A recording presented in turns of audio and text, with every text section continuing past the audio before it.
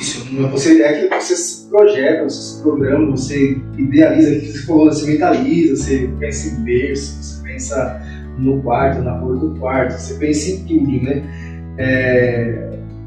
Parece frio o que eu vou falar, mas acho que o que mais conforta é que tudo passa, cara. Sabe? Tudo passa. E nada substitui. Isso é mais bonito. Eu acho que mais bonito que tudo passa é que nada substitui.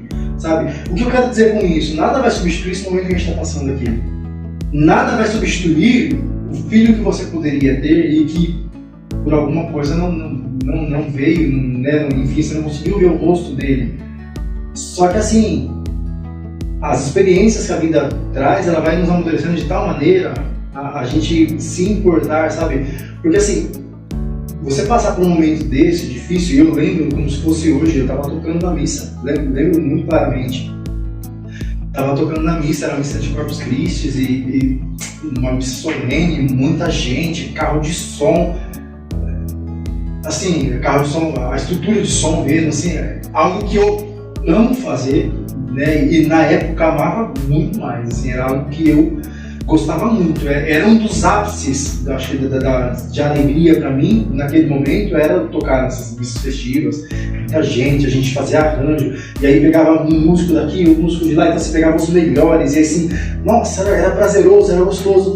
E aí, de repente, eu lembro que no momento mais importante para o tecladista, né, por algum motivo, eu olho meu celular, porque a Amanda não estava comigo, né, porque ela ficou em casa, eu fui mais cedo, umas 3, 4 horas antes mais cedo, porque tinha que montar equipamento de som, tudo, e ela iria depois na hora da missa. E aí, de repente, na hora da missa, lá, eu pensando que a Amanda estava ali meio assim, aí eu recebi a notícia. Tinha perdido. Eu lembro que eu errei a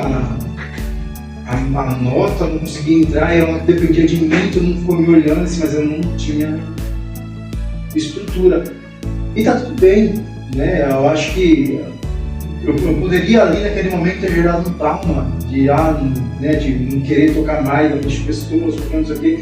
Mas não, é uma fragilidade sua, você tem todo o direito de ser frágil, você tem todo o direito de chorar, se precisar chora, né? Mas assim, eu acho que o principal da dor do luto, a gente tem duas questões, né? Tem a questão de estudo, né? As 5 fases do luto, que você vai passar pela negação, enfim. Eu não quero entrar em detalhe nesse ponto, mas tem uma coisa que eu acho que é importante falar e fale com alguém. Acho que essa é a questão, não importa quem seja, não importa se seja um amigo, seja sua mãe, seja seu companheiro, seja um psicólogo, fale, né? Quando você fala, acontece uma coisa maravilhosa, né? Eu digo que isso acho que por isso que eu gosto de falar, porque quando a gente fala, a gente se escuta. Essa é a questão. Às vezes você fala assim, se você se sentir confortável de falar, toda vez que eu tenho que falar de uma coisa ruim que aconteceu pra mim, ou boa que seja, mas a gente está falando de uma experiência ruim, eu preciso passar por um processo fisiológico, que eu busco na memória, e aquilo está bagunçado, porque a emoção ela é bagunçada, a gente não controla a emoção, né? As pessoas acreditam que controlam a emoção, mas a emoção não se controla. Daqui a pouco a gente até fala um pouco sobre isso, que eu acho muito válido falar. Mas eu vou buscar lá dentro, e aí quando você falou ali, eu estava colocando a água, veio aqui o nó na garganta, você sente isso, mas daqui a pouco eu comecei a fazer uma coisa maravilhosa, eu comecei a organizar as coisas, porque eu tenho uma missão, quando você me faz uma pergunta, eu tenho uma missão. A missão não é te responder, é fazer com que você me entenda. Então, para eu conseguir me entender, eu preciso organizar, estruturar tudo isso.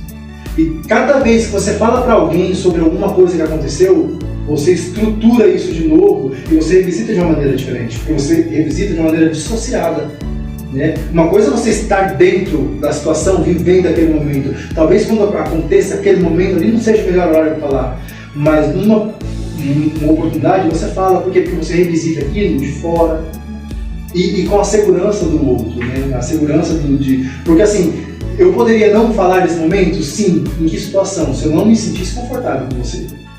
Então assim, procura uma pessoa confortável, né? E fala, conversa, porque cada vez que você falar, você vai estruturar isso e você vai ver que não tem nada a ver com controlar a emoção, ninguém controla a emoção. Né? Eu vejo um monte de gente falando aí, que eu vou te ensinar a controlar as emoções, ou então você fala assim, menino, se controla. Não existe controlar a emoção.